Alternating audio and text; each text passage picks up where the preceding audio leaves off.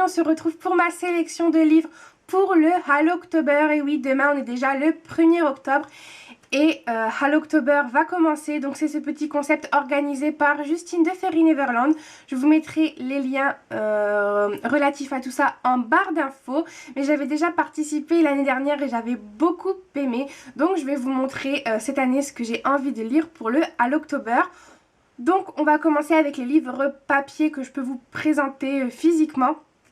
Et après je vous parlerai un petit peu aussi des e-books. Le tout premier, il s'agit de In the After de Demetria Luneta. Donc celui-là je vous en ai parlé il n'y a pas très longtemps dans mon dernier In My Mailbox il me semble. Il est vraiment parfait pour Hallowtober. Je voulais déjà le lire l'année dernière pour le même challenge. Mais je ne l'avais pas encore dans ma palle, mais là c'est chose faite. Et je pense qu'il fera partie des premiers à passer à la casserole. En tout cas c'est vraiment l'un de ceux que j'ai le plus envie de lire. Ensuite on trouve Shadow Hills donc de Anastasia Opkus. Donc celui-là aussi je vous l'ai montré dans mon dernier In My Mailbox. Il m'a l'air bien sympa, ça a l'air d'être une école mystérieuse... des trucs comme ça, voilà, hantés par d'étranges visions. Donc ça m'a l'air vraiment pas mal. Et voilà, quand j'ai lu le résumé, il m'a tout de suite fait penser à Hallowtober. Donc je pense que c'est la très bonne période pour le lire. Ensuite, on continue avec un autre livre qui est parfait pour Hallowtober. C'est La terrifiante histoire et le sanglant destin de Hansel et Gretel, donc de Adam Gidwitz. Il y a toujours des noms imprononçables. Donc celui-là, ça va bientôt faire 1 an qu'il est dans ma palle, puisque c'est ma maman qui me l'a offert à Noël dernier. Pareil, il est sorti, je crois, un peu au moment d'Halloween, etc. l'année dernière, et du coup, il me faisait de l'œil. Et voilà, cette année, il est dans ma palle, et je compte bien le lire celui-là aussi, parce que je pense que c'est vraiment la bonne période. Le prochain, il m'a aussi été offert à Noël, c'est Hanté, le tome 2, Un mal souterrain de Maureen Johnson. Et celui-là, c'est Antonine qui me l'avait offert dans notre swap de Noël. J'ai lu le premier pendant Hallowtober l'année dernière. Donc voilà le tome 2. J'avais vraiment beaucoup aimé le tome 1, m'avait fait bien flipper. C'est une réécriture avec le mythe de Jack l'Éventreur. Donc voilà, c'est mêlé un peu avec des espèces d'esprits. Enfin voilà, c'est... assez réécrit, hein. C'est pas vraiment Jack l'Éventreur, mais c'est quand même assez flippant puisque dans le tome 1 on a quand même un tueur qui reproduit les meurtres de Jack l'Éventreur. Donc ça fait bien flipper et j'ai hâte de retrouver cette ambiance dans ce tome 2 parce que malgré que ce sont des livres jeunesse, et ben c'est pas à lire trop tôt non plus, hein. Je pense que moi vous m'auriez mis ça dans les mains à je sais pas 10, 11 ans ou 11, 12 ans, j'aurais grave flippé, hein, parce que déjà l'année dernière à 22 ans j'ai eu peur. Donc voilà. Mais j'ai vraiment hâte de lire ce tome 2. Et le dernier livre papier que j'ai à vous montrer, c'est Victorian Fantasy. Donc le tome 1 Dentelle et Nécromancie de Georgia Caldera. Alors j'ai un petit peu triché puisque c'est ma lecture en cours, comme vous pouvez le voir. Mais je savais absolument pas quoi commencer et ça fait déjà 15 jours que ma palle d'Hallowtober est prête et qu'elle m'attend. Et du coup voilà, je savais pas quoi lire entre eux deux.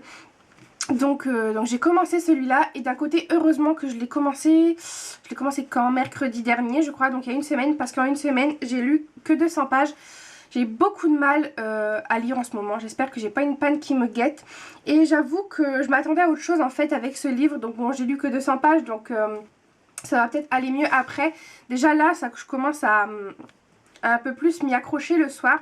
Donc on va voir, parce que normalement ça parle de sorcières et enfin, voilà, notre héroïne est enfermée depuis sa tendre enfance par sa grand-mère, un peu dans une prison dorée, et elle va enfin avoir la chance de pouvoir sortir, puisqu'elle est appelée à la cour par la reine Victoria.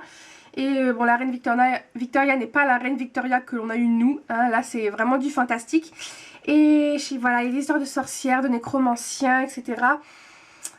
Pour le moment, je pensais que ça allait être plus sombre, en fait. Donc voilà, j'attends de voir. J'espère qu'il y a des secrets, des squelettes cachés dans les placards, j'en sais rien. Mais voilà, j'attends d'en savoir plus.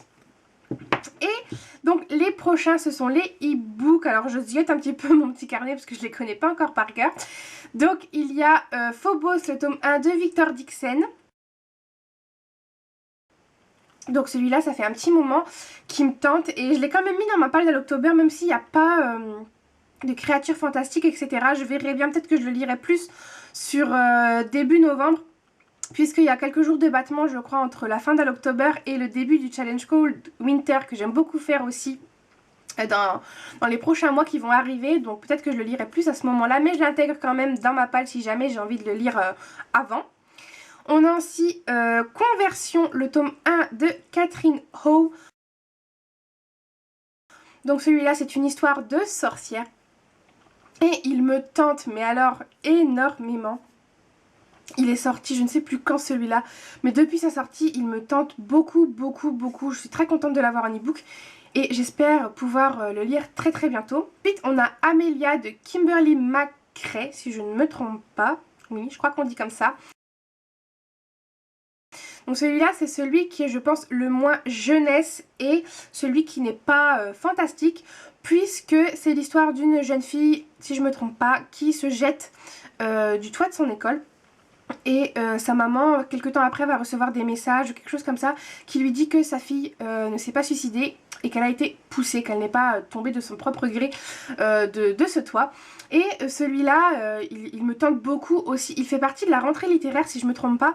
Et je l'avais vu beaucoup passer sur la blogo. Il y a pas mal de blogueuses qui l'ont reçu en service presse. Et dès que je l'ai vu, dès que j'ai lu le résumé, il m'a tout de suite tenté. C'est très très rare que je lise ce genre de roman, je suis beaucoup plus fantastique, fantasy, young adulte, etc. Vous le savez. Mais voilà, parfois il y a des livres contemporains comme ça ou un peu thriller qui me tentent. C'est le cas de celui-ci et j'espère avoir la chance de pouvoir le lire en ce mois d'octobre. Dernier livre donc de cette palle d'October, il s'agit de L'école du bien et du mal de, je ne sais plus, de Shani Soman, je ne sais plus comment ça se dit, de toute façon vous le verrez sur la couverture.